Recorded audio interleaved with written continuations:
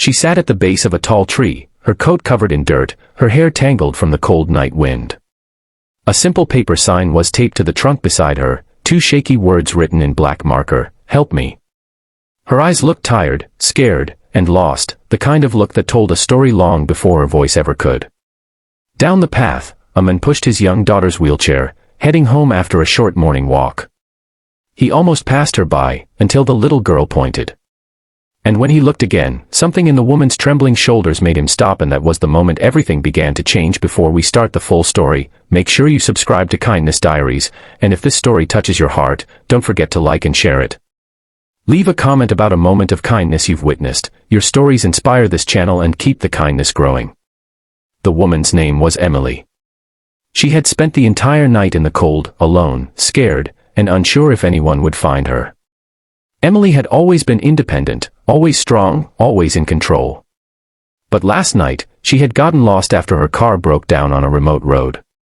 Her phone had died. Her calls for help had faded into the darkness, so she walked. And walked. Until she lost her way in the trees.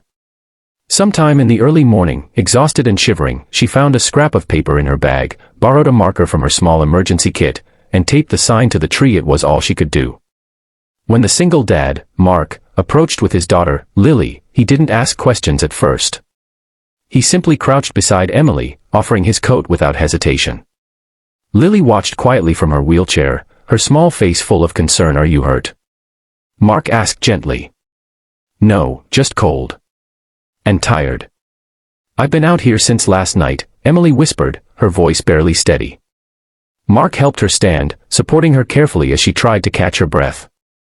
"We're just a few minutes from home," he said. "You can warm up, get something to eat, charge your phone. Whatever you need." Emily's eyes softened with a mixture of relief and disbelief. "Thank you. I didn't think anyone would come." Lily reached out her hand, offering a small smile that somehow carried more comfort than words ever could. Emily took her hand gently as they walked. Mark's home was small but warm, wooden furniture, simple decor, a few crayon drawings taped proudly to the refrigerator. It was a place filled with quiet love, the kind that didn't need to be shown off. As Emily warmed her hands around a mug of tea, Lily rolled her wheelchair closer. "Did you get scared?" the little girl asked softly. Emily nodded. "I did. Very scared." Lily thought about that for a moment. "My dad says being scared doesn't mean you're weak. It just means something mattered enough to feel brave about." Mark chuckled softly from the kitchen. "I do say that, don't?" Emily smiled, a real one this time, and something in her chest loosened for the first time since the night before. While she rested, Mark went to check on her car location. Emily watched him move around the house with practiced calmness, cooking breakfast, helping Lily with her shoes, wiping crumbs off the table.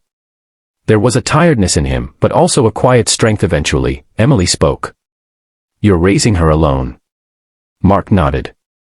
"For 2 years now." "I'm sorry," Emily said. "That must be hard." "It is," Mark admitted.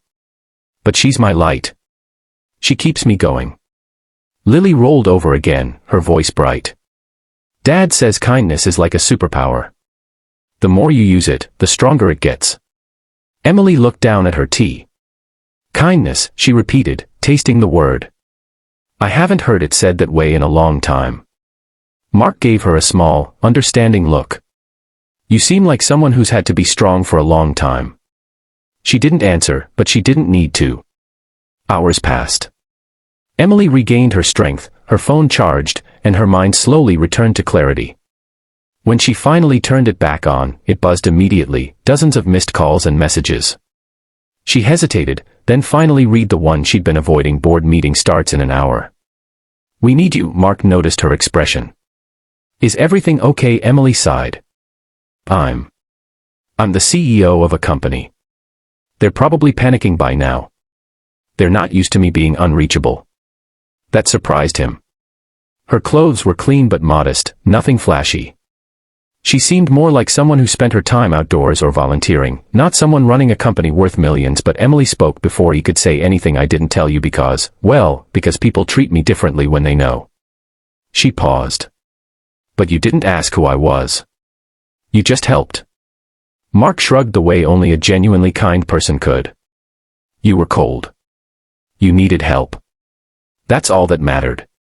It was the simplicity of that statement that hit Emily the hardest in her world. Meetings, investors, decisions, everything had strings attached.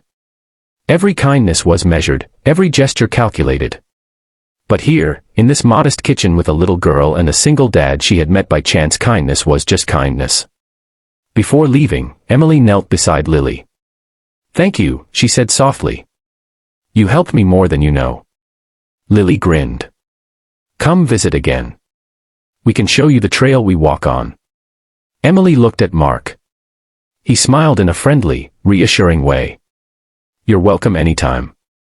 As Emily drove away, after Mark and Lily helped her jumpstart her car, she felt something she hadn't felt in a long time: grounded. Seen. Human. At the next board meeting, everyone asked where she had been. She simply said, "I got lost, and someone helped me remember what truly matters." She didn't explain more.